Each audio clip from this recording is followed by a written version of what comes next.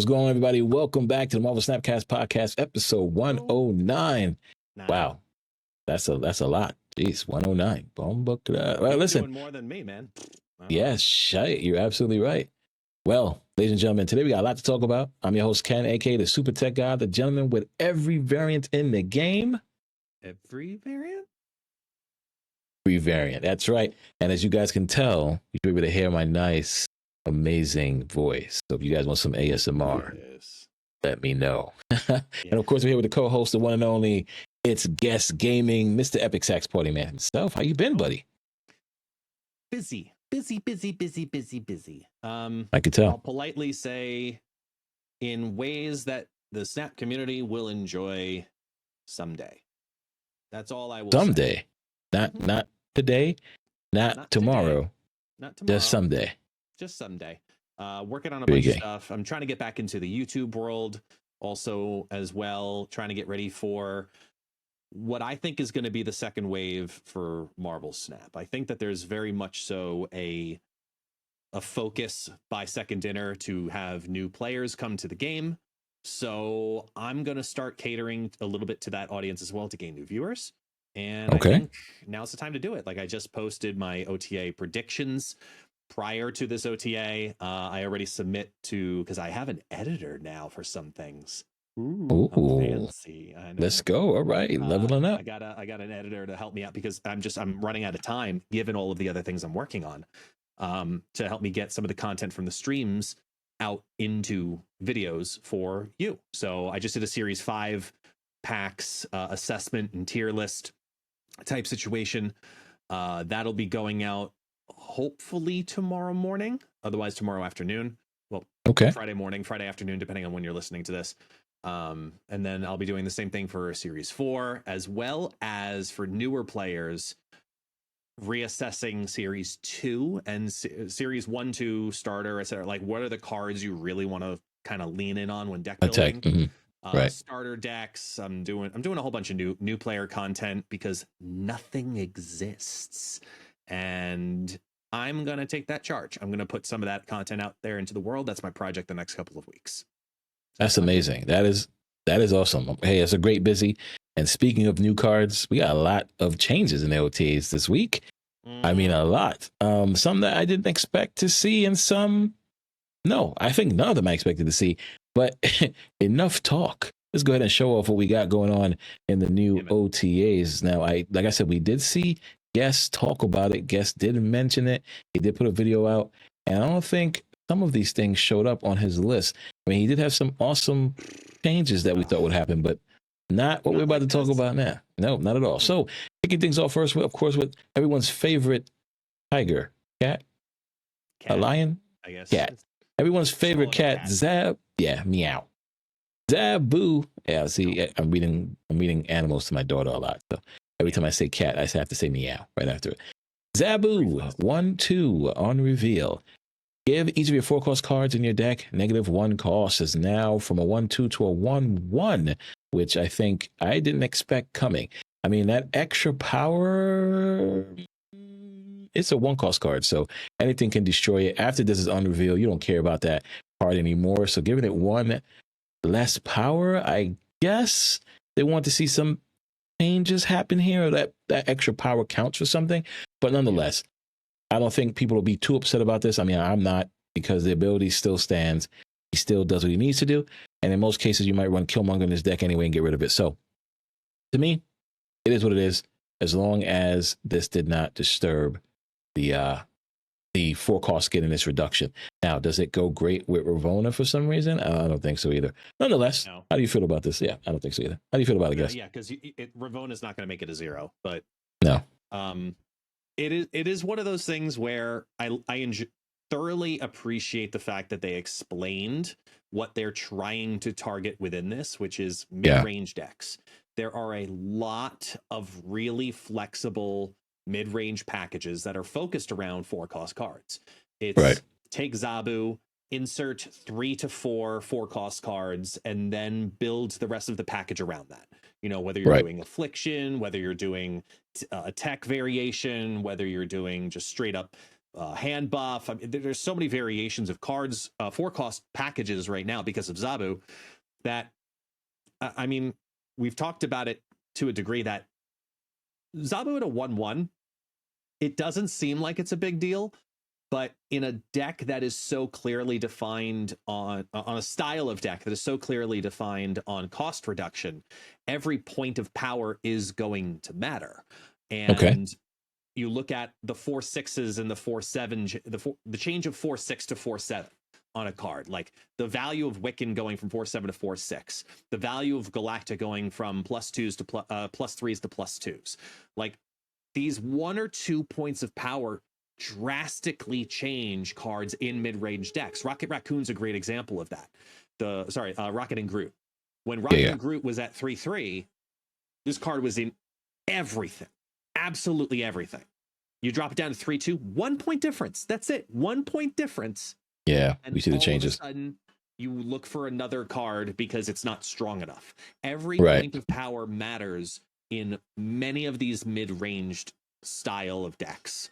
And I'm happy to see them acknowledge that it is just incredibly strong to run Zabu and a ridiculous amount of 4 costs when they want to do clearly the devs want other goals for how people deck build. They want to shake up the meta in how you deck build. And some of the other, we'll look at some of the other descriptions later on, right? Where there was one piece in particular that really stood out to me as the future meta, not the current meta, not in a meta that we're in yet because of this OTA, but after probably a couple of OTAs, the meta that will probably re-show up because we haven't had it in a while in that sense. And that's the direction the devs want to push us. I think this is, as they said, this is the first step in that giant meta shift in thinking about how we build for Marvel Snap be a little bit different. And I'm all for it. Totally fine with it. It's a 1/1. Yeah. It deserved it. Let's be honest here. It deserved it. But it also wasn't necessary at the same time, if that makes sense. No, 100%. That's what I agree with. So our next card here, which I think needed this change, 110% needed this change. And that's the one and only Bullseye, ladies and gentlemen. Bullseye is one of the staples now in a certain type of discard decks. The wonderful ones that carry Swarm, of course, Dakin, all Collector, all the madness that you see on that last turn when Bullseye just start flipping cards and destroying your other side. Bullseye went from a 3/3 to a 3/2. Now, to be honest, I think it should have got 3-1, but it is what it is. 3/2.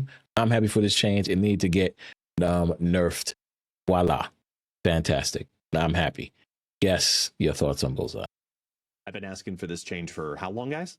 Like, how many posts have I made about this, about OTA predictions and wants and needs? And I stopped putting Bullseye at 3/2 on them because I did it like 3 OTA predictions in a row and it never happened because this is long overdue. Mm-hmm. And even still, probably not enough. It's a card that could justify itself at 3/1. And I think it needs to be at 3/1 because it needs to be targetable by Red Guardian.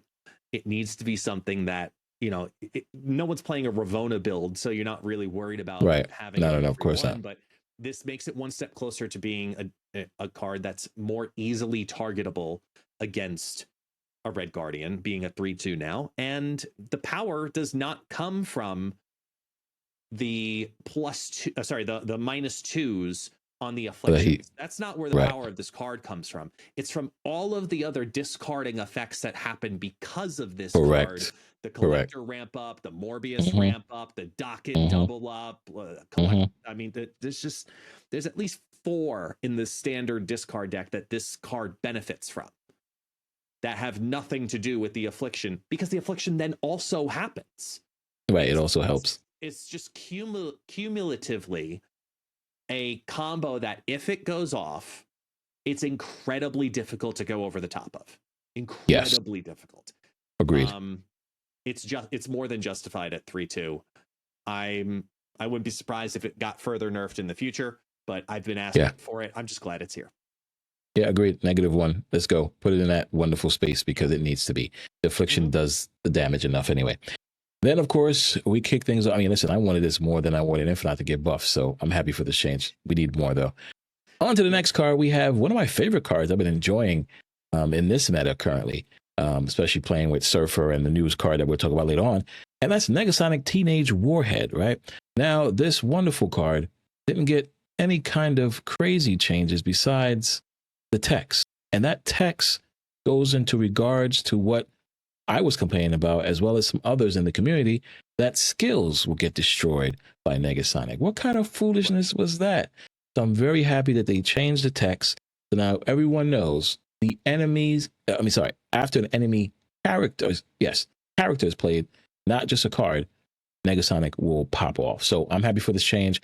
No one can now just throw their spells and, dodge the Negasonic. Now you actually got to throw your card in there and have to deal with it, because a lot of polymorphs was pissing me off, that people were just throwing their polymorph in their card. I'm like, you sons of guns. So happy for this change. Very pumped about it. And I cannot wait to continue playing the Surfer Negasonic deck. Guess, how do you feel about this Teenage Warhead? I mean, Negasonic Teenage Warhead is finally... What you call me? Exactly. A Negasonic Teenage Warhead. Well, I only call you that when I'm mad at you. It is... That's fine. It is a card that has wanted its time in the sun for a while now. Right. And finally, this package of Fenris Wolf, Gladiator, Surfer yes. is one of the strongest builds of Surfer, yet alone probably a top 10 deck right now. And it's an incredibly strong card. Yep. But there's no reason that it should have been proccing with skills. This is the same thing for Mirage. I'm going to lump Mirage in here too, who's the other one that it's the same thing. Yep. Mirage should not have been able to target the copy skills into your hand for the same exact reason, because you can't add +2 power onto a skill. So why is Mirage targeting the skills as the lowest costed card? It doesn't make any sense. So by switching both of those to lowest cost, to lowest character, or to an enemy character for Negasonic Teenage Warhead, it makes more sense with the play style of what the skills are doing, as well as what those cards are meant to do. They're meant to do cards facts, or destroy cards that have power, value, and effect on them. So I'm very happy that they made this change. Plus, Mirage got a little 2/3. She got an extra power buff kind of thrown in there. Negasonic doesn't need that, but this recognition is really honing in this, and Professor X are honing in the ideas that skills are unique. They are played and looked at completely differently than everything else. And you have to lean into it that way. So correct. I'm happy for it. They made these changes. Agreed.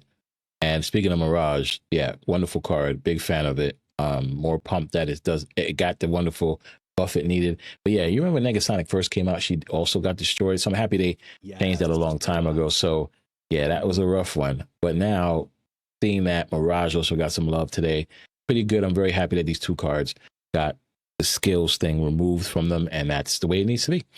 Then we go on to the other wonderful card, and that is the Thing. As you mentioned a little bit earlier, cards that get additional buff or decrease in power.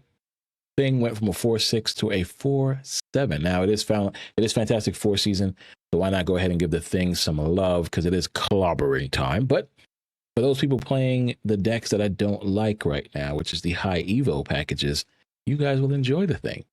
Thing is here to do more damage and have more power behind it, so it could laugh in your face as it starts clobbering. This is a good change for the Thing. Good change for all the high Evo fans out there.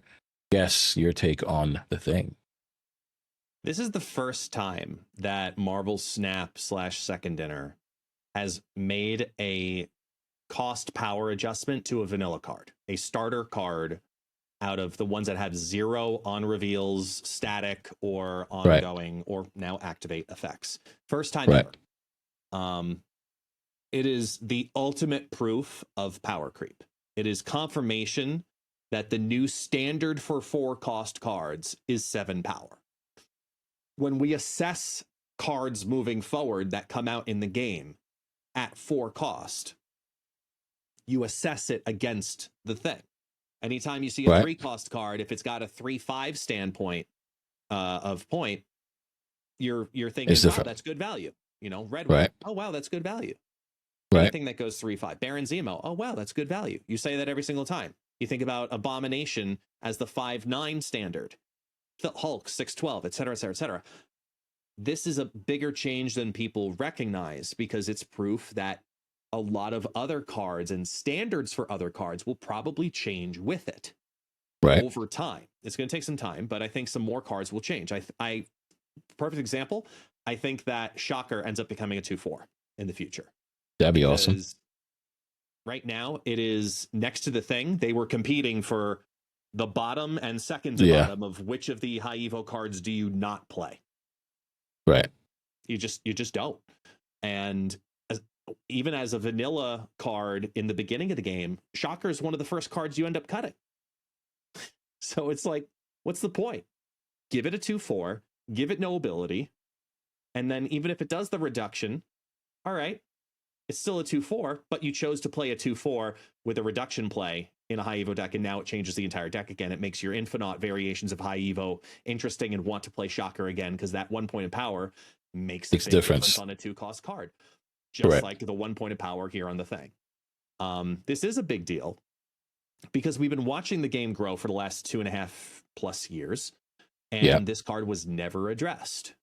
Not because it deserved it necessarily, but I was expecting other changes to kind of happen, even though this was more than outdated and warranted at the same time, just because we've had so many 4/7s and 4/6s with better effects come to the game. Like, why would you ever play the Thing over a Galacta? You know, even with high Evo's ability. Why? So you wouldn't. Yeah, exactly. You basically never would. And that's why Thing was definitely the right one to target out of the vanilla cards to address it first. I think Shocker kind of comes down the pipeline as second. I agree with you. But you know, I'm going to have to say my piece on this. You know, I'm going to say it. I don't have to say it. You already see my mind where it's going. I was ahead of you 3 episodes ago. I knew this was okay. I'm just tired that, you know, these cards get their justice and my favorite card gets overlooked every OTA. Like, it doesn't need help in the power section. Okay, all these cards are getting additional power because it needs help in that section. Poor Infinite can't even win a lane by himself with 20 power. This is madness. But it's okay. What's really cool is we've been doing this podcast long enough that, you know, we're used to the dynamic that our audience is listening to us. Right. And we hope that they hear our voices, and we imagine, you know, that they have their own reactions to what we say. Correct. We've now come to this full understanding of our audience that as you say that, I can feel their eyes rolling because of how many times you've had to remind the world of this. Yeah, until it happens. I mean, if we be quiet about it, it will never happen.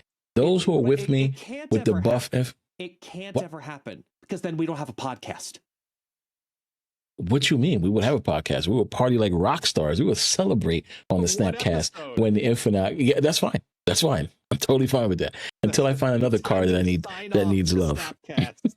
Yes, you know what? If Infinite gets buff, that's it. We're good. I'm happy. I'm content. There's nothing else for me to talk about. Oh, my buff Infinite fans, make it happen. On to other things. We have another card getting a power buff. Didn't need it, clearly. Marvel Boy goes from a 3/1 to a 3/2. Now, this wonderful card has seen some new love with the newest card that came out last season, Clea. This and Clea combo just causes people to retreat right away. Marvel Boy has always been a phenomenal card when it comes with 1 cost, a phenomenal companion when it comes to 1 cost, and now giving it an additional power. For what? People were worried the card was going to get played. The card is getting played regardless. But you know what? I'm happy, always on board for cards getting love. Marvel Boy, you deserve that. Rightfully so, because you've been doing a lot of work in the Zoo decks, a lot of work in the Clea decks, and a lot of work with just 1 cost in general. Guess how you feel about Marvel? I don't understand the need for this specific change, given the explanation they gave. Oh, okay, fair. No one had this on their radar, but I understand the logic behind what they said. In the description, they specifically said that they want to make sure that our classic strategies remain as viable as possible. So a Right. Zoo deck, which is a very common and popular deck early on in your Marvel Snap career, you Correct. want to be able to play some variation of Zoo successfully. And they mentioned Zoo twice. But Marvel Boy doesn't need the Zoo package the same way No. that Khazar needs the Zoo package. And you just buffed the thing from 4/6 to 4/7. I think Marvel Boy was absolutely fine and justified as a 3/1. As a 3-cost card, you get more than its value already at 3 cost. Wouldn't it have, would it not have made more sense to give another point of power to Khazar instead? Because Khazar gets cut way more often than Marvel Boy. Then Marvel Boy. Yeah.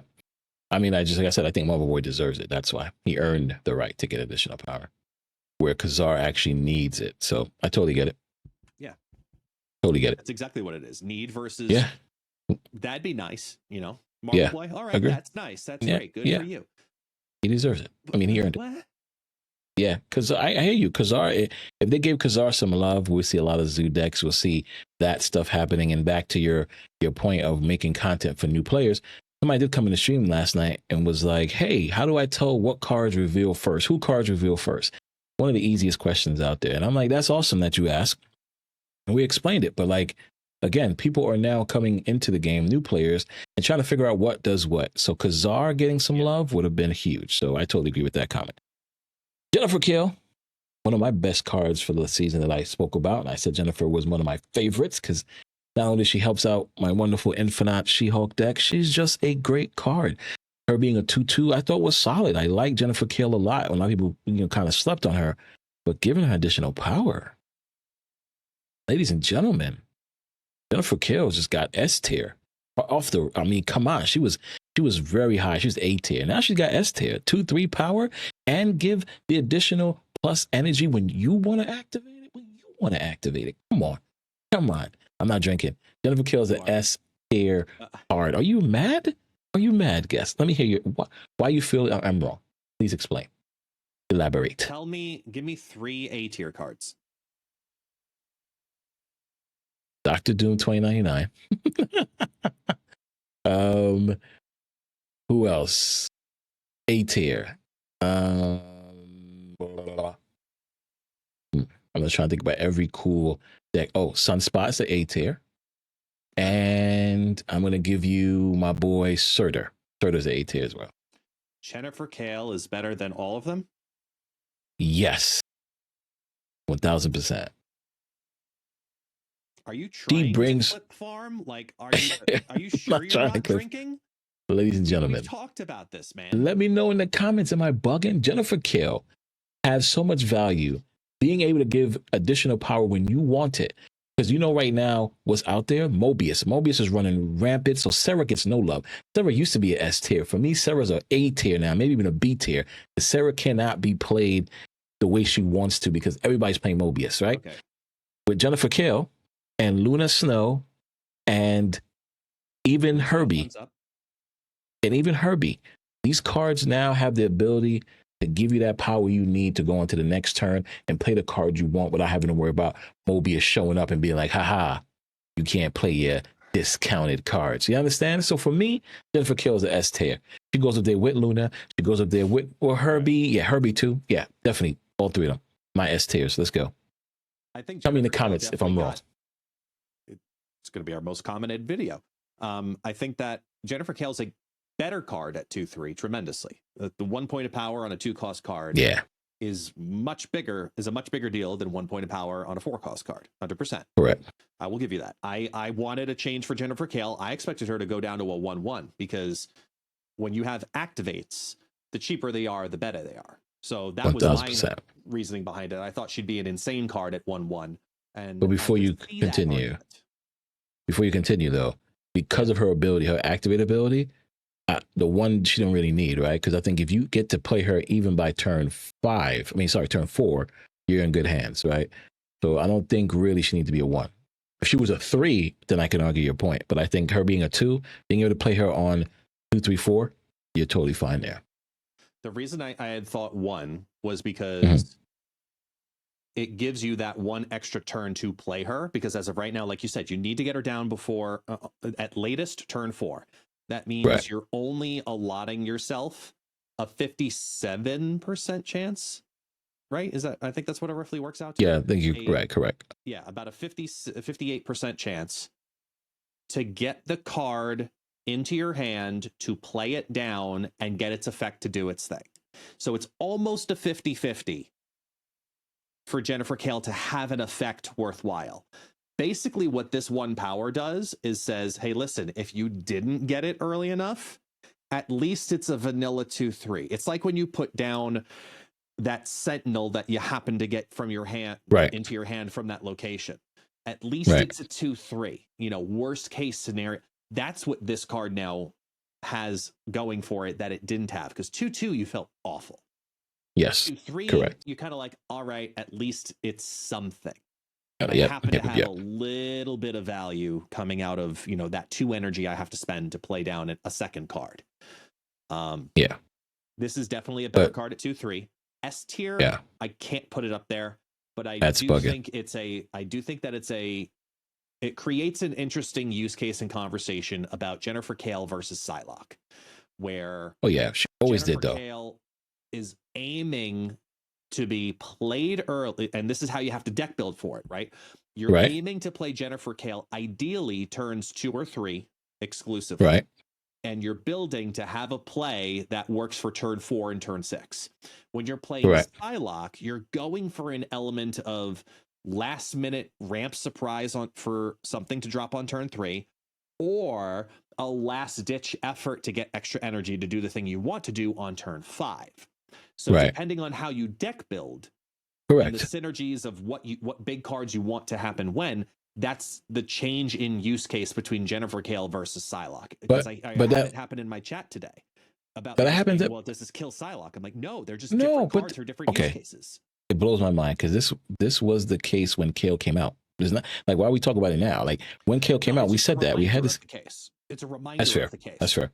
Yeah, because it was we had a discussion about it. If you're playing negative, you're playing Psylocke. You're playing She-Hulk Infinite, you're playing Kale. Like, that's where the whole thing went into. You don't need both of them in the same deck, right? You're going to be, because it doesn't make sense to play Kale in a negative, because you want to have the negative come out early, right? So it's like you're playing Kale if you're playing all the other things. If you're playing the Galactus, if you're playing you understand? Like, that's when you can use Kale. But no, I get it. So because because now she's a 2/3, everybody's bringing it back up. But it doesn't kill Psylocke. Psylocke is a whole different case. And the fact that she could be utilized with Zabu as well, like Zabu 1, Kale 2, like, to me, and Luna on 3, if you want to get crazy with it. S tier. Sorry, S tier. Keeping it dead. Chat, let me know if I'm bugging or not.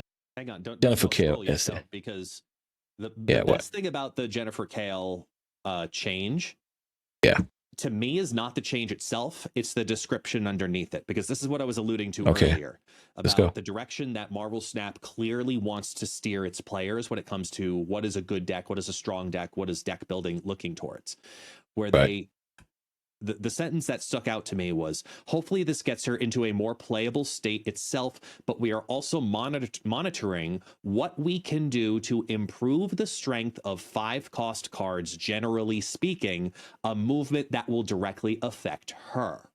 So they clearly are looking at the cards that are 5-cost, and they want them to be better. So they have to control the 4-cost card meta. They have to grow the 5-cost card meta, and then have to give the supplements that, just like how Zabu ramps out the 4-cost cards, you're looking at your Luna Snow and your Jennifer Kale for ramping out your 5-cost cards. And this is the direction that Marvel Snap is starting to go. And that's where I say the future meta of Marvel Snap will be focused around 5-cost cards, and they want to improve that strength. So calling it now, clip it, do whatever you want to do. If they want to improve the strength of 5-cost cards, I think that in the very near future, either the next OTA or the OTA after it, Black Bolt and Stature get their power back that they lost a year ago. And that's further strengthening. A simple way to further strengthen a great package that's a 5-cost package that gets even better with Jennifer Kale. You sound too excited saying the word packaged a lot there. Just to let you know, FYI. Actually, I only feel that way when I say Negasonic Teenage Warhead, but continue on. I agree with you on life, so go for it. Yeah, that's fair. I totally understand. I'm with you on the Black Bolt and Stature. I was also thinking about another card. Black Bolt and Stature was my first in mind. I was also thinking about a card that they nerfed and put it in 6. And that's Taskmaster. Let's bring Taskmaster back to a 5 cost. I don't understand. I know why they did. What you mean? No, why not? You do that. It opens up so much different things. You get our girl Supergiant gets some more love back now. You know, we bring back some of these other lists that were doing cool things back in the day. The Sages, the She-Hulk Infinites, the Taskmaster being a 6, and you don't have to worry about Hulkling getting a shitty 6 cost. You don't have to worry about Nightmare turning your Infinite to a Taskmaster. I think making Taskmaster a 5 cost again will also strengthen the 5 cost meta. I think Black Ball Stature. Stature's a 1 cost. Stature and Taskmaster on turn 6. Oh, you get 2 sevens in 2 different lanes. Come on, man. The 5 cost card. You don't need a 6 cost card in that deck. Do you remember why they changed Taskmaster from 5-0 to 6-0? Yeah, because I was told because my Sage deck was OP and was OP on it because of the fact that you can get Sage to a 2 cost with Ravonna, play Han Wong, and then have Taskmaster be a 4 cost with Ravonna, be able to have that crazy 20-something power on 2 lanes was an issue. I mean, that deck was running rampant. You also, again, had the Stature problem or even the She-Hulk problem. Being able to play Shuri, skip a turn, She-Hulk Taskmaster was a big issue, right? 1 cost She-Hulk into a 20 power lane with Shuri, Taskmaster in the other lane. So I remember these things is what was causing Taskmaster to get upgraded to a 6 cost. I mean, I forgot what the text was directly from the OTA change, but I think that's kind of in the ballpark. What's the problem? I found it. Yeah, I'm looking at the change for when they changed it back. It was in the end of August of last year.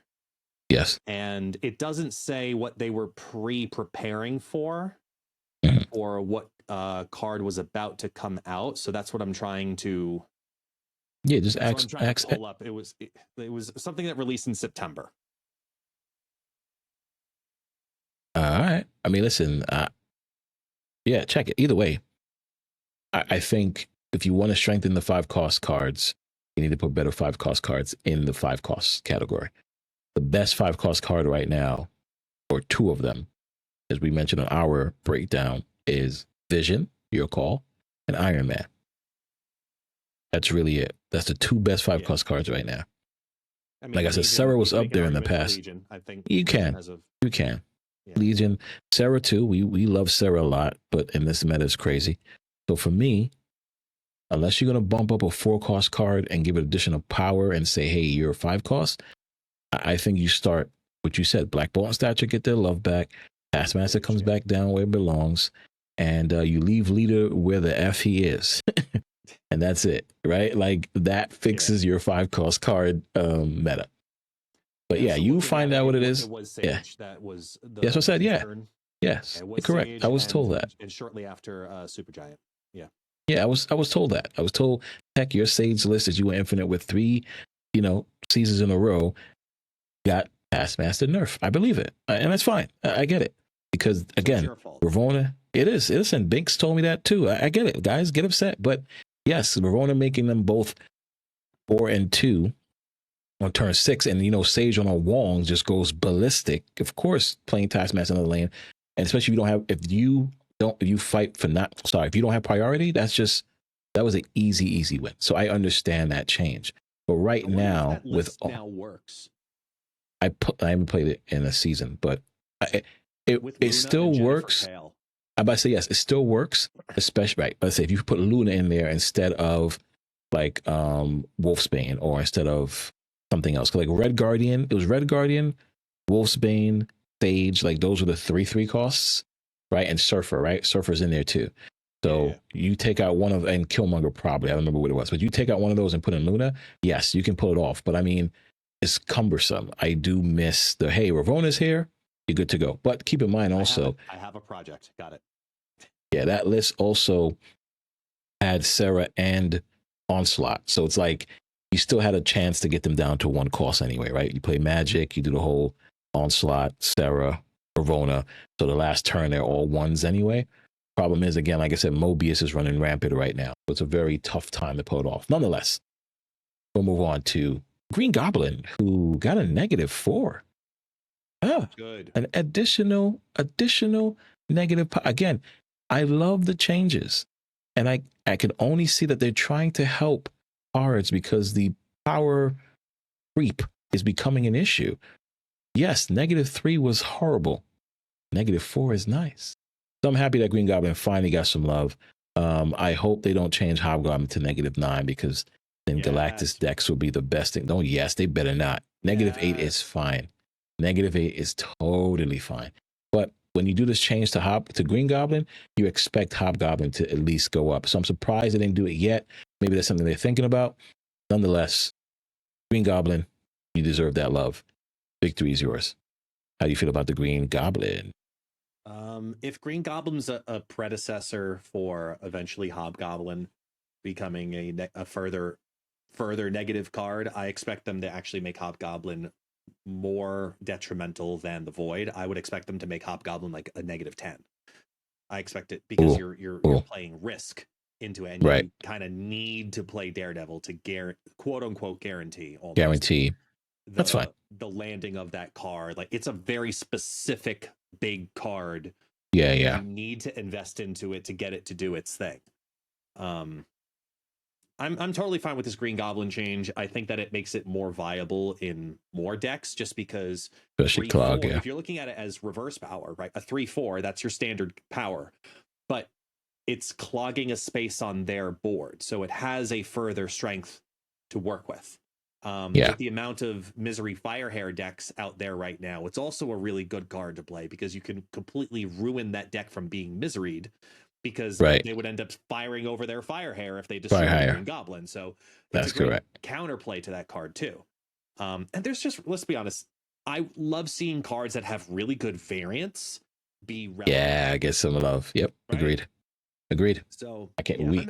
Something we agree on. Yep. Green Goblin has some fire variants. Totally agree. Okay.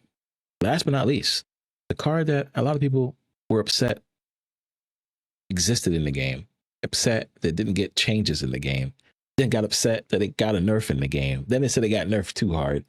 Dr. Doom is back, ladies and gentlemen. A 4/4 from a 4/3. Dr. Doom 2099 didn't need this, I don't think, anyway. But you know what? It was a great card when it came out. We can talk about it. You can talk about it. It was a great card when it was released. It got played a lot, and it didn't see a lot of play currently. And that's because of that nerf, and of course, because things have changed. But with Grand Arena coming out and Dr. Doom also being featured in that, it only makes sense to give Dr. Doom 2099 some additional love. Go ahead, guess. Speak your mind. This is a card that has just needed to be rebalanced more than anything else. Right. It's a card that people want to be. People want to play the card. They just don't want the card to be absolutely, completely busted broken. Correct. I wanted a change for this card in the same way. Not this one. I expected them to kind of, balance the Doom bots a little bit further. I would have liked to see them, instead of giving the 1 point to the Doom 2099, instead maybe make Doom 29 the actual card a 4/2, but bring the bots back to 4/1. Like some variation in there of giving one bot power back, I think would have been better. But they're scared to do that, clearly. And they want the power being on Doom 2099 and sprinkle power just randomly happening to be filling out the rest of the board everywhere else.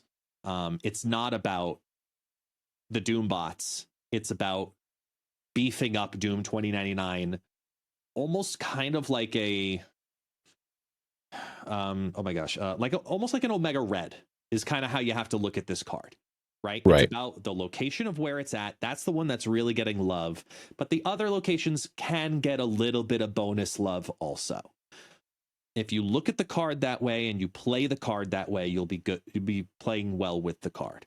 But knowing Agreed. that Invisible Woman is coming out at the end of the month, which will re-trigger an activate ability a second time, which means a free extra Doom bot is going to show up on the board when Doom 2099 makes a Doom bot on a single card played turn. I can understand the concern because it's another Doom bot. You know, it's a card that, Agreed. you know, you want to ramp out, but now you technically can either Zabu it or just have Invisible Woman down on the board, and either way you get that extra Doom bot. So Yes, indeed. I'm happy that they gave it a little bit of love. I would have done it differently, but let's see how this plays out over the course of the next month. This one is not going to feel great until we really see that synergy with Sue. So, do you think ever? I don't think we see it anyway now in the game. I don't think at all. That's fine. Would second dinner considered half points, especially when it comes to these Doom bots? No, right? Oh, too much math. No. Too much math. Yes, what you feel? Because they've already got roundings happening with things like Living Tribunal. Right. So yeah, okay. You don't want That's fair. You don't want to throw those weird ass numbers in there too. Like, why not? Let's get 0.5s, halves, and you know what I mean. It's fine. It's fine. You're right. Let's leave it the way it is. Math is already hard enough. Okay, yeah. Let's ask the question. Let's ask the question. Come on. Did you get infinite yet? Decimals? Yeah, let's do decimals. We'll have a blast with that. You know what? I could build an app for that. Don't worry about it. Now, seriously, drink. How do you? I'm not drinking at all, man. So overall OTAs, I think it was a good change, good changes, some buffs, some reworks, some nerfs. I'm loving that we continuously get things changing and going. We like to see the different directions, the different things happening in Marvel Snap. And yeah, this is a great thing to happen.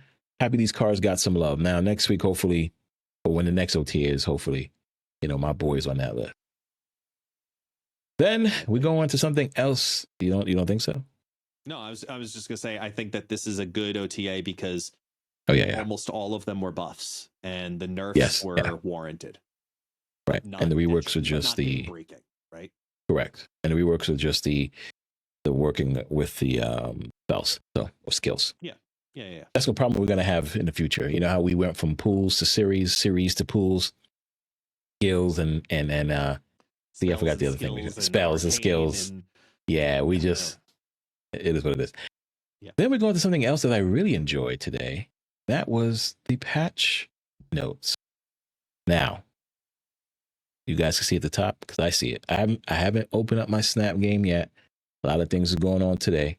It feels like some type of moon is out and everybody's just having the craziest time today. So I didn't even get to touch the game.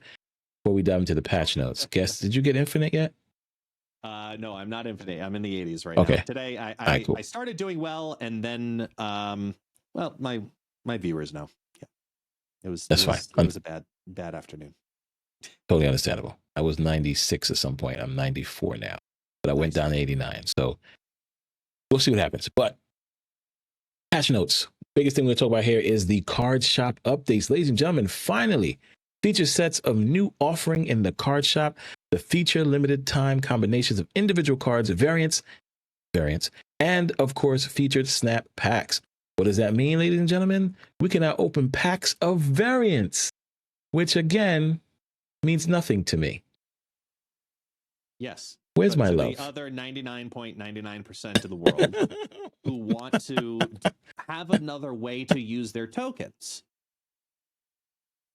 This is a win, right? Okay. It's a win. Yes. No. It's a 100% win because I'm also thinking about those spotlight variants that were 2,400 gold. Finally, those spotlight variants are no longer 2,400 gold, right? They are now tokens, correct? We do not know. We do not have that active. We do not. What? Excuse me? Yeah, second employee of the month. Can you? Exactly. Second. Can you please enlighten me? I don't know if you can. Why isn't this card shop update does not equal spotlight variants in the token shop? Yeah. Why is that not? Yeah. Easy answer. Reasons. Yes. Yeah. Okay, great. Thank you. Thank you very much. There is the one and only asshole guest who does not want to share any love.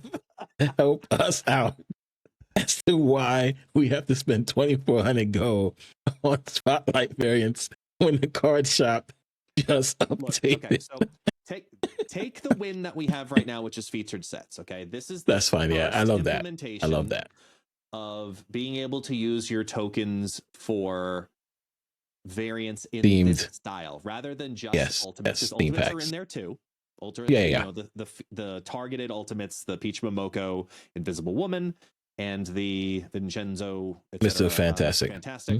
Those are both, you know, featured in there. And then there's the Snap Pack for 1,500 tokens that has 15 different variants in it of all the different Fantastic Four. And like if you have some of them already unlocked, like I had 6 of them already unlocked, so it only shows 9 in my collection. But we saw that the full scale was 15 different variants of all the cards. I think this is a good step in the right direction for flexibility and accessibility for your resources. Yes. And you know, we've heard them talk about, you know, themed packs in past announcements as well. You know, creator packs is something I'm personally obviously excited for as a creator, to maybe help build a themed pack of like favorite cards or a deck or variants, or maybe something happens with the former Golden Gauntlet decks, or, you know, that were like super successful or winners, or like that kind of stuff I think is really cool. And this is the first step in furthering the card shop in this version. You know, we had the launch of Snap Packs, so the system existed. It's kind of, you know, hovered for the last 2 months, and now it's like, okay, here's the next implementation, here's the next level, let's start testing this part out. Next up will be, like you said, the spotlight variants, having more resources to use for your tokens, like, you know, other ways to convert your tokens into other resources. Like, who knows what's going to come from this, but this is just another further implementation, including things like, you know, the bonus card protection and the booster matching, that pack goodies. Yeah, this is all great things, and I'm happy that they're going in this direction. I'm happy the technology exists in Snap to where they can have theme packs, as guest mentioned. As a content creator, it'd be awesome to have a guest pack, right, or a tech pack, right? And this is a great step in the right direction. I hope it really evolves into something that we are also thinking about. And yes, hopefully soon we get the wonderful spotlight variants in this shop. Now, what will be very awesome, and I hope it does exist, is being able to use your tokens to get hobby cards that you want. Maybe you can break down your tokens, 10,000 tokens to get a specific card. Maybe that will be something that's cool that happens in the near future. Nonetheless, bonus card protection adds a trigger to your Snap Pack goodies drop table, so that after a certain number of goodie rolls, a bonus base card is guaranteed. Now, right now, currently, when it comes to the 800 gold premium mystery variants, you can get a avatar. I hope this wonderful goodie pack or goodie drop doesn't give people pixel versions of avatars, because that will definitely be very earth shattering. Now, Snap Pack booster matching. When a player opens a Snap Pack, if they own boosters from the goodie rolls, those boosters will match the new card. This will help kickstart players' character mastery journey. Beautiful. That's nothing but pluses there. Character mastery journey is phenomenal.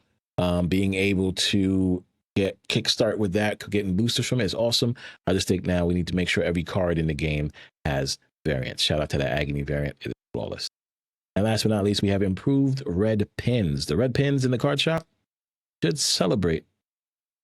be clearable and working more as little pips just like dance around. It should, yes, that's that. Yeah. Do you remember pin from the old school word? That's what I'm talking about. That's what I love to see. Yeah, I would love to see that. And then, of course, a ton of bug fixes. Stop it. Okay. Don't just fast forward through this. Hold on. So the booster matching thing is very interesting, though, because I experienced it today. Let me hear it. I opened up one of the 1,500 card Fantastic Four packs just to kind of see how it was. I got a Human Torch variant was the card that I unlocked. So whether you open a seasonal snap pack, a themed snap pack, or a collector's pack, it doesn't matter. Whatever the first card you pull is, if you pull boosters, if one of the two goodies you receive or both goodies you receive are boosters, it will be guaranteed boosters for the card you just opened. So you will no longer get random boosters for like your Agatha or your Cosmo, even though you just opened a Human Torch first steps. Right. You know, so like I opened it, I got a Human Torch variant, and then I got 35 Human Torch boosters, and then I got another 35 Human Torch boosters, because all of the stuff in those packs, the 1500 gold, the featured packs that are 1500 collector's tokens, it's equal drop rates for everything, including extra cards and tokens. So everything in rate just goes way up. And it actually presents a little bit of a gamba type situation built into it, because you have a increased chance to use your collector's tokens to convert into high rate currency. So it's something to keep an eye on. Keep in mind, okay. Figure out the math that an equal chance for all of this. Is it better to just roll everything and gamba all of your tokens, because you actually could get a higher value of credits or higher value of tokens? You know, you could pull a 5,000 token thing out of a 1,500 token pack. That's crazy. Lauren Whatevs would do that for sure. Yeah, that's on her though. That's for her to figure out. But should make it happen. It's something worth, you know, further explaining to think about. And the bonus card protection's really there for newer. That's players. really good. Yeah, it's really for newer players, because the more packs that you open, it always feels bad when you get, you know, a credit, you know, and then a booster, and then you get boosters again, and then you got, you know, an avatar. No, not an avatar, but you get you know, credit, more boosters. More boosters. You just get crap, right? You just get crap every time. And now it's essentially a pity system is what they built into it. It's if you get to 37 packs that you've opened and you still haven't gotten a bonus card once, you'll finally get a bonus card guaranteed. So that's more of a new player thing, right? Than it is going to be affecting us that opens maybe one, at most two of these packs a week. Yeah. Every week, so yeah. We'll see it once a week. I mean, sorry, not once a week. We'll see it like once a year. Right. the benefit of it, maybe. But did you see? I got it this week. Did you see? I did see. I was on. Was I in your stream? Yeah. I don't know. I know it was. You got the 5K tokens. Twitter, but I got the 5K tokens finally. Did it once. Saw that. So look at that. The torch was free. Ladies and gentlemen, it could be you. Go ahead and take your chances. That's right. Take your chances. It can be you. And that's awesome for new players. That's something that I hope people really spotlight and let people know. If you're new to the game, you get a lot of cool things. So come on in. Now, those who've been playing the game for a while, you still get some new things because you get a cheap Series 5 card every week. So it's a win-win for everyone. Anything else you want to talk about in regards to this card shop? All right. We're going to go down a little bit further to the bug fixes, because holy crap, are they a plethora of bug fixes. And I'm happy that they start squashing these bugs, doing some cool things. Finally, all these issues we've been having, they haven't fixed them all, but they fixed a ton of them in this wonderful lineup. We also got some VFX that do some cool things, some that wouldn't delay things, and also some new looking things when it comes to location, etc. So I'm happy for these bug fixes. Finally, I know we mentioned on the podcast before, we should take some time off and just squash bugs for a whole month or a quarter. Yes, the last podcast. We did mention that. But hey, glad to see some happen every patch. And then we go on to our next topic, and that is the Fantastic Four. Human Torch First Steps. This card, I think I said it was a double gold. I don't know what the hell I said, but it's a platinum, almost a double platinum way I look at it. This card is super fun. Does crazy, insane things. It reminds me a lot of itself, because I'm trying to think of another card that does what it does. But being able to play it early, and it's, Adam Warlock, just a little bit. Being able to play it early and it gets that power, or keep it in your hand and just buff the crap out of it with Gwenpool, Nakia, and anything else. It is phenomenal. That last turn play, dropping a brood in its lane and then running Surfer, that was the kind of questions we were asking last week. Like, what happens? Does the card get the buff after or before? It gets it after. That is phenomenal. This card gets a double platinum for me now. I'm enjoying the crap out of it. It's the card. It's the deck. If you guys see me, I posted 17 and 7 with this list. It's the list that's got me climbing, and it's phenomenal. I hands down, Human Torch is 100% agreeable, 100% not agreeable, 100% need to be purchased. You need to go ahead and pick this card up. Do not wait. It is phenomenal. In a Surfer deck is just not fair, but even in other lists, it is a great pickup. You can't lose with it. And yeah, I'm a big fan of it. Double platinum. Yes. How do you feel about Human Torch first steps? I think Human Torch is long term going to get nerfed. I think it's going to get down to 3-1. And it's not because of its current state. It's because of what'll happen once we saw what the end of turn looks like here. Yeah. I found it. I think the fact that it actually did the once per game, if your side here is full, double this card's power instead. The fact that it was connected to the end of turn really blew my mind. That it happens after the Silver Surfer does its effect. All the locations resolved, and then the end of turn happened. But what's crazy is too, it also gets additional power. Yeah. Well, that's the crazy part. Doubles or +1. It does one or the other. Doesn't do both. Oh, I thought it did both. No, it does. It does double. Okay. Or, okay. I swear it did it. Instead. I swear. Instead. Okay. All right. Fair enough. Okay. I blame Surfer. We'll get the +1 power though in the future because of Invisible Woman. Because the end of turn ability will happen twice. However, it's basically doing an if or situation, right? If it's the end of turn and this location is full and you haven't used the effect before, go ahead and double this card's ability.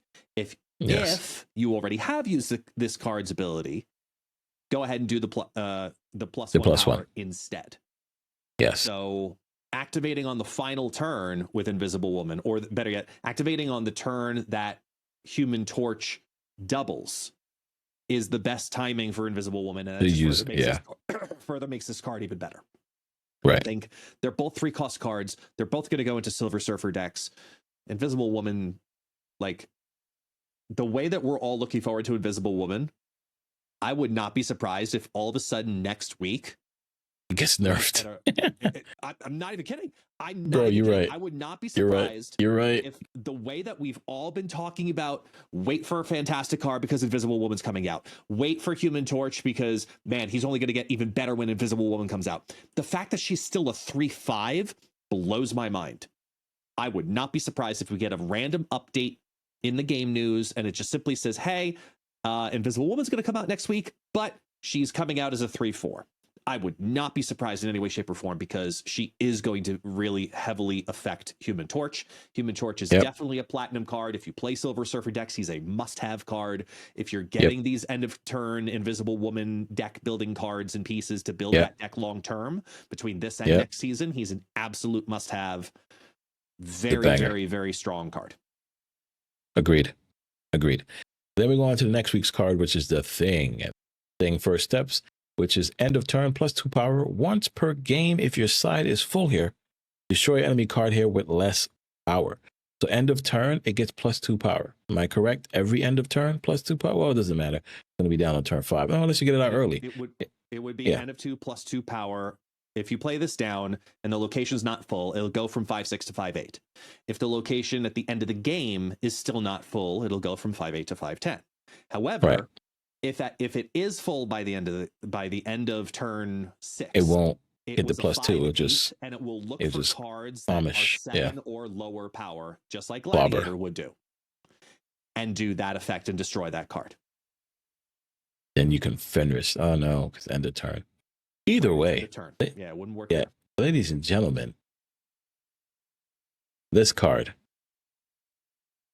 This card to me. Double platinum. Nah, this card definitely gets a preview at a platinum status, because the fact to get this card out early, especially using Mr. Fantastic First Steps or Kale or whatever you need to cheat this out on turn 4, and the potential to go up at least 6 additional power, making this card a 5/12, I think is bananas. And then on that final turn, again, yes, I said yeah, my S tier pick, of course. And then being able to play this down with Brood on the last turn and just box up somebody else's slow ass card on the other side. Yeah. And then run Fantastic card and says, here's some more power. Yo, platinum card. I'm done. The platinum, yeah, it's platinum card. These first steps cards really surprised the shit out of me. There's some amazing cards, guys. Some amazing. Yeah. Agreed. I think Hulk's sorry, not Hulk. I think the Thing, close enough. Yeah. I think the Thing is going to end up being a double gold when all is said and done. I think it'll be just as much the card you constantly think about just removing. However, yeah. Who knows? Maybe he becomes a 5/7 in the future. I think at 5/6 that goes to 5/8, and you're trying to fill the final turn. So it's basically a Thing plus Gladiator effect altogether when all said and done. Yeah. Like, there's also the other thing that makes it a little hazy is that there's no targeting. It just says a range. So if you've got 3 cards that are, let's say 7 power or lower, it's going to randomly choose one of those cards that has less power. So it could be the smaller one, it could be the larger one. Yeah, if it was a smaller, could definitely hit that Iron Man. So I agree. I agree. But not right. But it's going to take a chance. Right. We'll take chances. You know how we do anyway. Yeah. That's not a problem. But man, this is that part of that 5-cost meta growth that they're trying to clearly work towards. They want these 5-cost cards to be valid and good and worth your time and effort. So be ready to see a lot more Broods, a lot more Rhinos, a lot more Luna Snows, a lot, things that fill Mr. Sinister. Mr. Sinister, Scarlet Spider, etc. You get the idea. That means that card that nobody thinks is cool, Cobra, comes in handy, guys. He smacks those wonderful copy cards. He just beat them up. Get out my face. You don't get no extra card in that lane. Cobra about to take over, ladies and gentlemen. Cobra about to be the meta. Can Cobra become an S-tier card? Probably not. Never. But we'll see what happens. Yeah. Wishful thinking, though. Wishful thinking. Yeah. We don't see any 1-cost card for the first steps. I mean, I get it. It is the Fantastic Four. We have the car 4-cost. We have the 2. We have 2 3s. So one of them should have been a 2-cost. Time event. Aha. And speaking of which, let's dive into the limited time event coming up. And that is the one and only, the Grand Arena. Not the small arena, not the pequeño arena, the Grand Arena. So, coming July 24th when the movie comes out. Sorry, the movie comes out the 25th. Interesting. I think so. Yeah. But I'm seeing it on the 24th with my son because that's the debut. The early showing. The day before is always, So, interesting. But nonetheless, on a Thursday, which is fine. We have the Thursday, July 24th to August 7th. Now, this is a brand new limited time game mode that lets players choose one of the 8 champions, bring it to the Grand Arena to battle for glory. Players can either use a champion pre-constructed deck, so that means you don't need to have the cards, or you can build your own. And what? I'm just waiting to see if my baby girl wakes up. Sorry. No. What number? What time are we at? Our time? Oh, it's 10 o'clock your time. No, not 10 o'clock. Let's just see how long we are. I don't see a ticker. Oh no, we're 1 hour in, but okay. You just wake up, so we're good.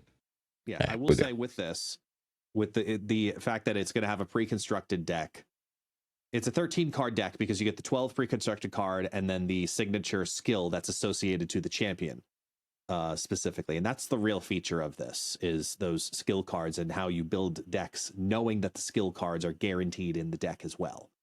There's some really, really cool, and based on the data mines that we've seen, some of these skills are really freaking cool looking.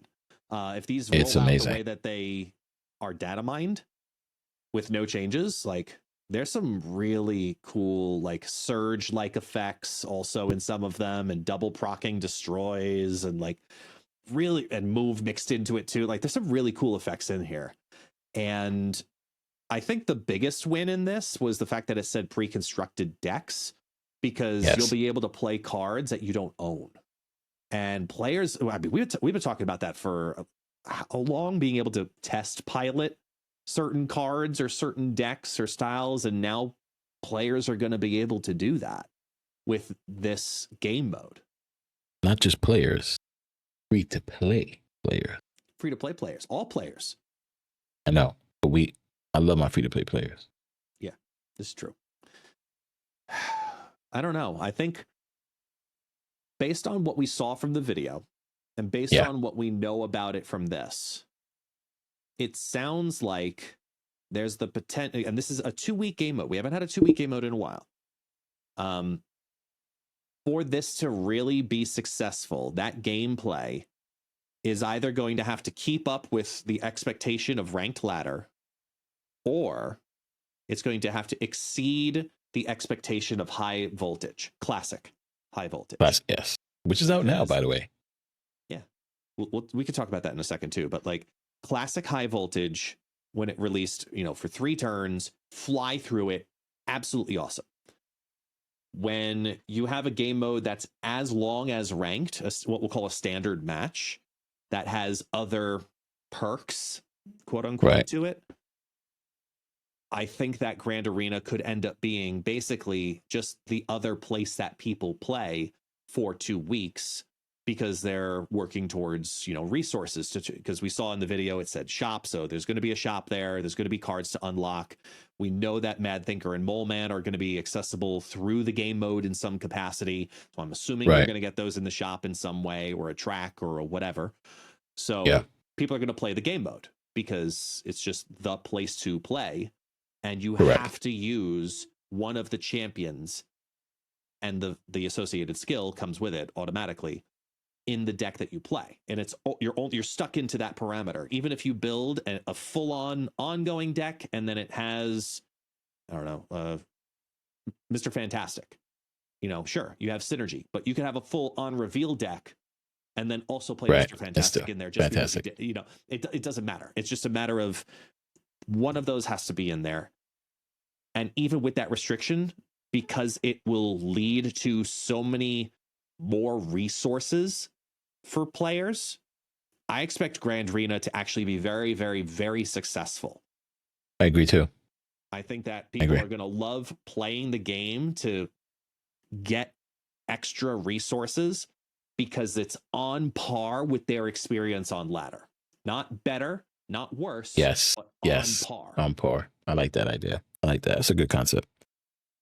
I mean, listen, I'm on board for this. This will be very fun. All players will enjoy this, being able to play with the constructed decks, like you said, or build your own. But the whole champion thing, I think, is pretty interesting, pretty fun.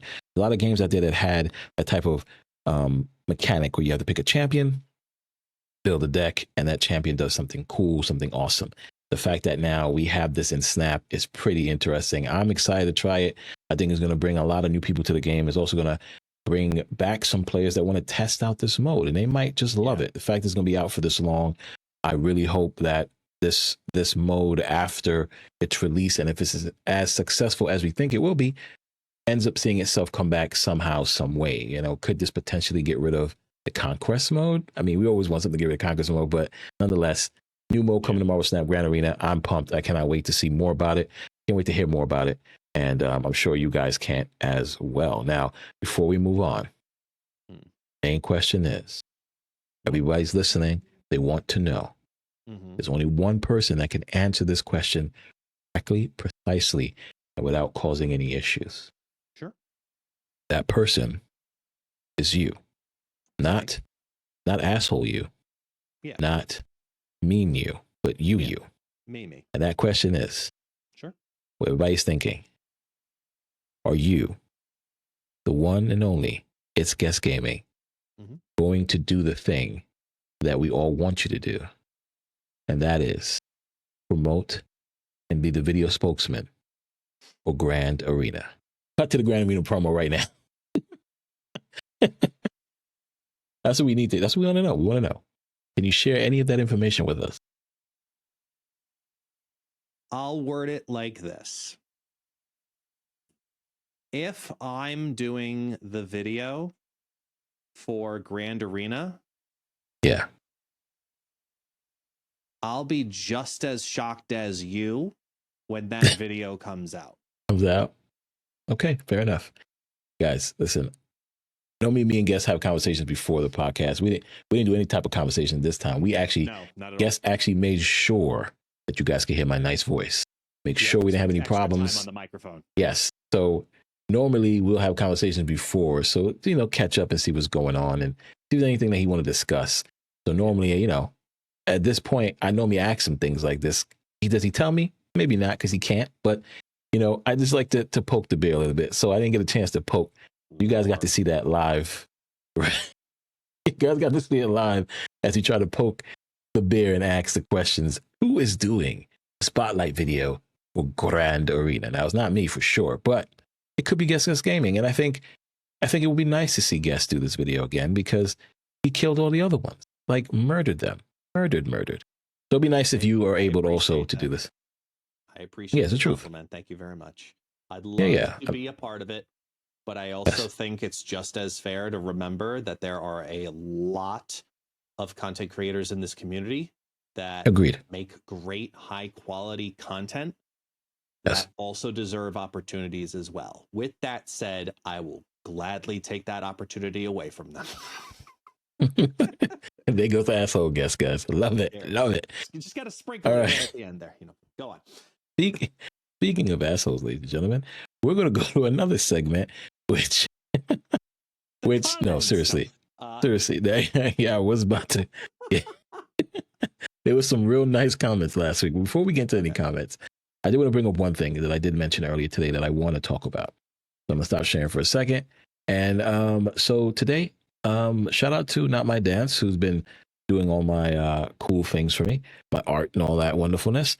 So I did put out an OTA post today, and I said in the post, someone let us know your thoughts on the OTA. I will pick a person and we'll discuss their topic or their comment on the stream, and of course, we'll gift them as well a battle pass for this season.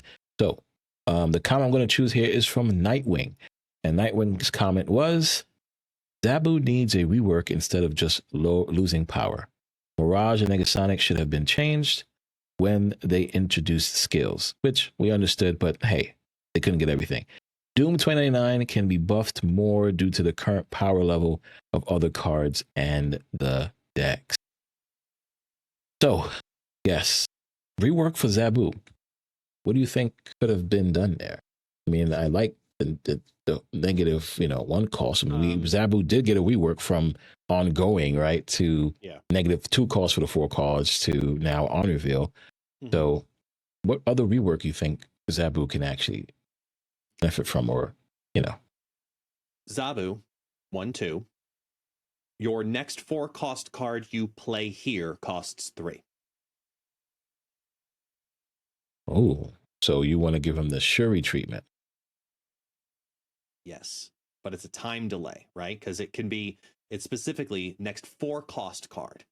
That card that is played here only takes away 3 energy out of the little orb counter on the side.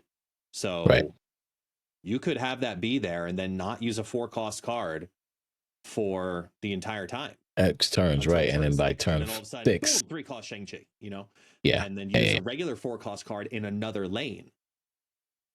Oh, so it's not like Shuri. It's like what I want Shuri to be, which is the next time you play there.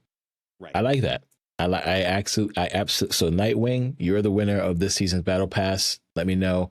I'll reach out to you in your DMs. But great call on the Zabu rework, because Guest just gave you a banger here. You let us know what you feel about that. Chat, let us know. Will that Zabu rework actually make a difference? That sounds good, though. I ain't gonna lie to you, because instead of it being just, hey, I already got my 4 cost cards in my hand, now Zabu's useless. Now it's, hey, I don't care when I get my 4 cost cards, because Zabu will always be great, especially if I play him on it can be on the last turn, but if I play him on turn 5, then on turn 6, voila. And it doesn't have to worry about that stupid card called Mobius. Bravo, guess. Bravo. Thank you. I try. That's amazing. I definitely like that. That's pretty good. So yeah, now we dive into something else, and that is the comments. There we go. Okay. Now we made the comment segue. Okay. I didn't know Yes, where you yes, yes. I didn't. All right, that's fine. I didn't want to call people in the comments assholes, but you know what I mean. I didn't want to do all that. I mean, I didn't want to call Nightwing an asshole either. Let's be honest, not all of you. There's a very tiny majority of held for review comments that we look at and go, oh, that's true. We can't let that happen. We can't let that slide, right? If your comment got posted, then that means you're not an asshole, ladies and gentlemen. Congratulations. But yeah, we did have some comments. People were not happy with our take on Fantasticar, which I think we all expected. But I still do stand firm on my decision on what I feel about Fantasticar. Yeah. And I think some of the community, I think, is even opening up more to that statement. I'm going to mention it real quick before I dive into the comments. My cousin, for example, who's been playing the game since release, yesterday sent me a video that he threw his phone afterwards because he went to Seasonal Series Pack 5 and he wanted to get a card, any other card, and he went and used his tokens that he earned and worked hard for, and he got Clea. And he was very upset. He's like, I didn't want Clea, any other card but Clea. So why can I not just get one card I want directly? Why does it have to be RNG based? And then I said to my chat at the time, this is why things like Fantasticar should be fine, because at least it gives you an option to get 2 cards, at least a season out of the 6 that you don't have to worry about trying to gamble an RNG base, get the card hopefully, right? Right. You have a set amount of tokens. You don't want to go ahead and spend 6K tokens on a card. You want to open up a pack to hopefully get something. But at least with the season pass cards, you could at least get those 2 guaranteed directly without having to worry about anything else. But nonetheless, go ahead and bring up some of these awesome comments that I did not click on the right video. But it was okay because the internet works fast. Hang on. While Tech does that and also fixes the cable connection to his microphone that was sputtering a bit at the end of that statement. Okay, sorry. Yeah. No, I'll just give you a heads up in a light segue. Perfect. I find I want to talk about the YouTube side, the YouTube comments specifically for a half a second while you pull them up, because it's something where we have listeners that come to follow us on Spotify, on Apple, or however you choose to listen to your podcast. And the YouTube comment side, it's very interesting reading them every week, because a lot of the same people love to comment, and I have all of the respect for all of you as well. Yep. But I'm gonna throw in a request of the community for once. I want you to ask us non-Marvel Snap questions you want to know about us, because one of the things that I've come to realize is over the last couple of weeks, and I kind of talked about it today in my own chat for Marvel for on Twitch while streaming Marvel Snap, I was like, the human side of all of us, people seem to follow more than we may realize at times. Like, people know you're super tech god, but do they know why? And people know people come to my stream for me, and a couple people just come to my stream exclusively waiting to see Taxi, my dog.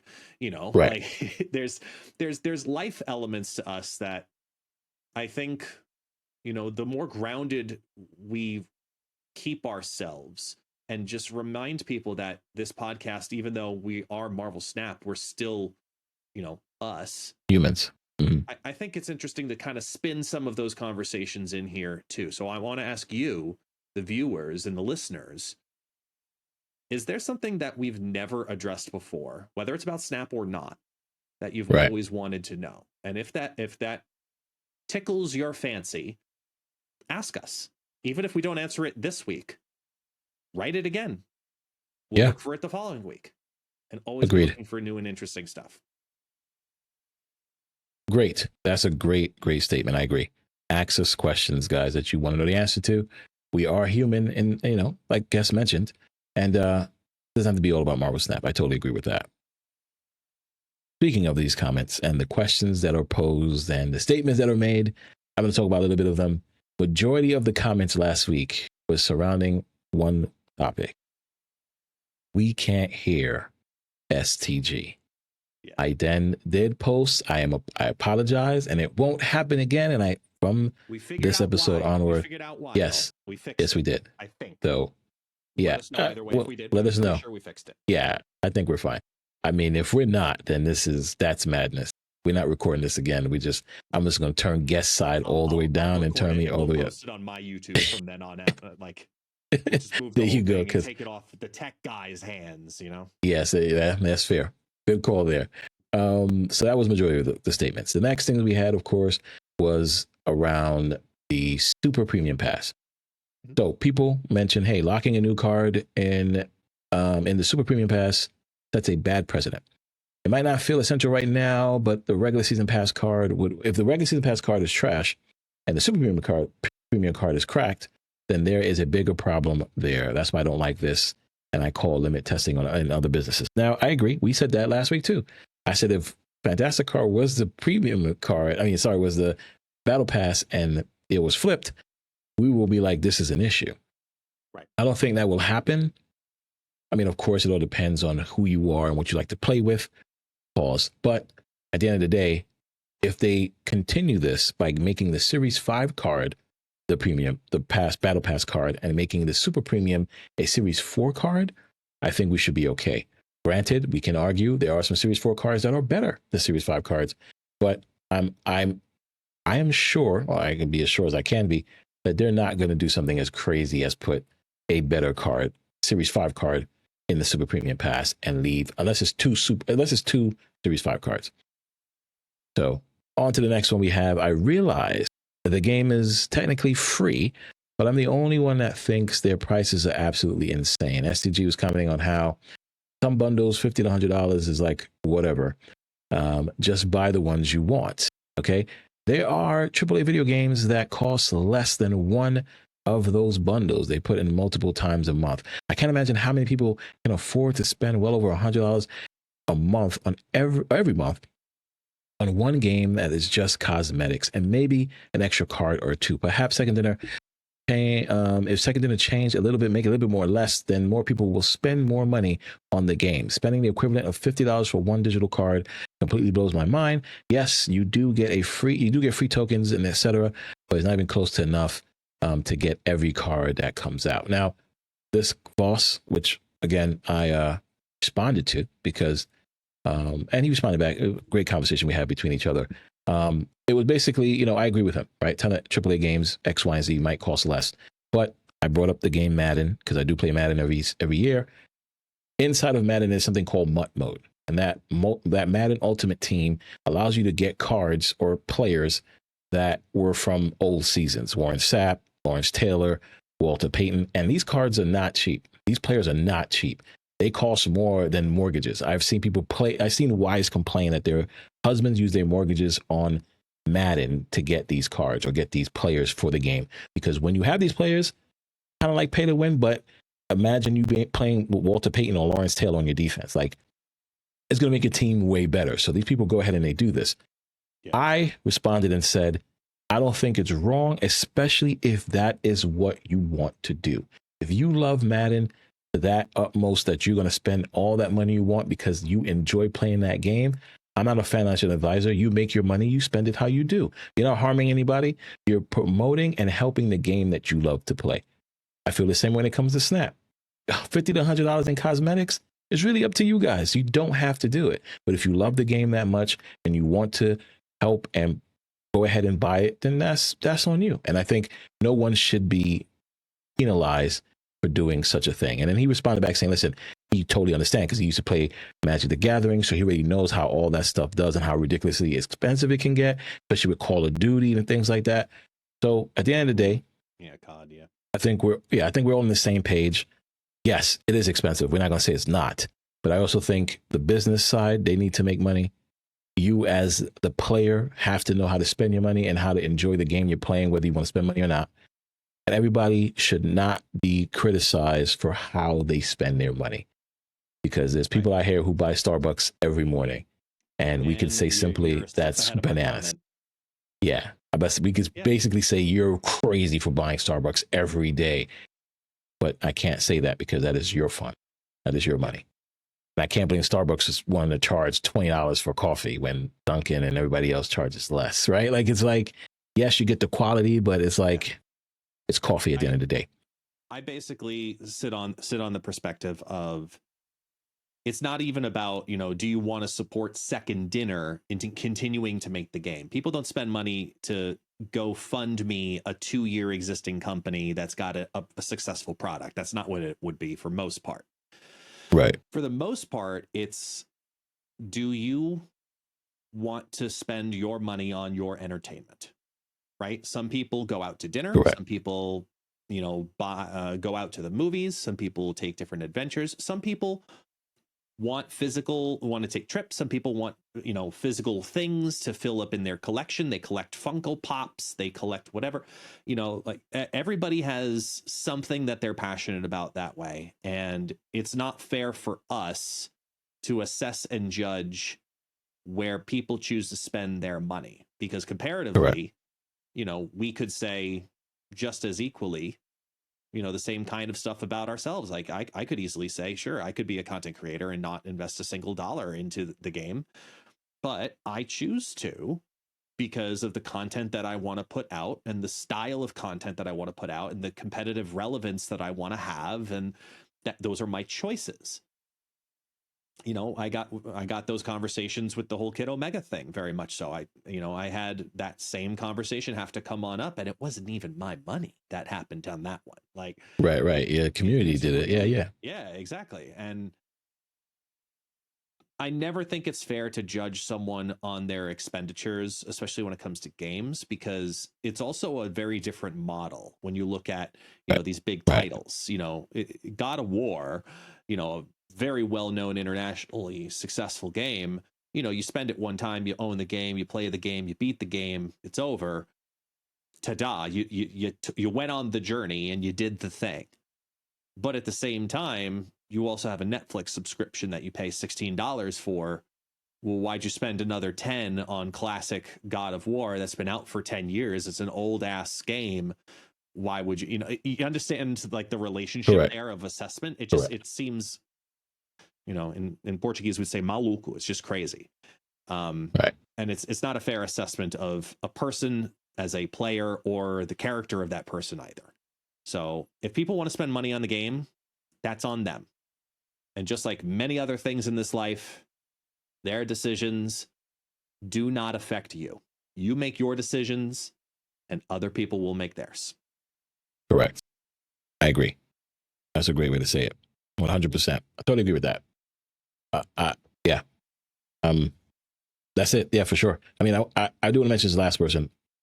They unsubscribed. They apologized for unsubscribing, which they have to, because they said saying Fantastic Car is okay was silly to them.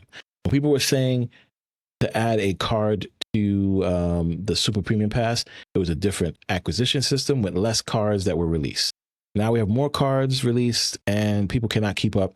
And we've been getting a card basically, and for getting a card that could be basically $4.21 behind a paywall seems like a big problem. Now for that, I mean, I don't have to go on the rest of it, but 72% win rate and a possible $4.21. I mean, it all depends. It's still not a phenomenal card for us to be sitting here and saying it could be a $4.21. Nonetheless, saying all this to say, at the end of the day, the same way you can unsubscribe because you feel that it's wrong, the same way somebody can say that they have no problem with the car. I mean, that's what it should be. I'm not mad at you unsubscribe. I'm not mad at all. That's your choice. That's your decision based on how you feel. And then you should be mad at me if I feel that Fantastic Car being behind the semi premium passes. But somebody, again, I'm going to present this statistic. Since the season started, Mr. Fantastic First Steps and Fantastic Car have nearly exactly the same average cube rate And within three, depending on which rank you're looking at, whether it's 60, 70, 80, 90, 100, infinite, or all of it, any section of it, the win rates are all within 2% of each other. Right. The card, Fantastic Car, has justified itself essentially as what was supposed to be a Series 4 card. So a niche use card, less popular. It justified itself as actually being a better card than expected on release, yet alone something that's going to eventually drop into Series 4 for 3,000 tokens in 2 weeks? 2 weeks, yeah. Yeah, 3 weeks. Yeah. So the value of this card, and we've said it in the beginning of the season, it's going to continue to go up. It's an incredibly strong card. If on release this card came out as on par, equal to Mr. Fantastic First Steps in strength in the meta, if that's $10 and the same $10 also got you Mr. Fantastic First Steps, the value is exactly the same. And I can understand the idea of needing to get one to get the other. I can support that portion of a counter argument. Yeah, for the fight. But it's basically a $10 Series 5 card disguised as a Series 4 card right now. Oh, okay. Alone, all right. It'll be a better card in 3 weeks. Right. In 3 weeks, you can get it for 3K tokens.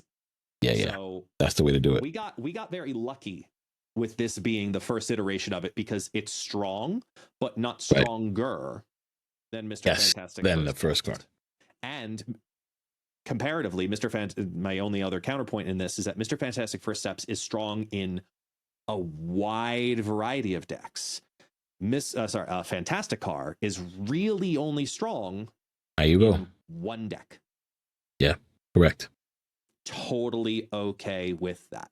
And sorry that you had to unsubscribe to all of Super Tech God's content because you didn't agree with the podcast, but I understand. I'm not mad at anybody.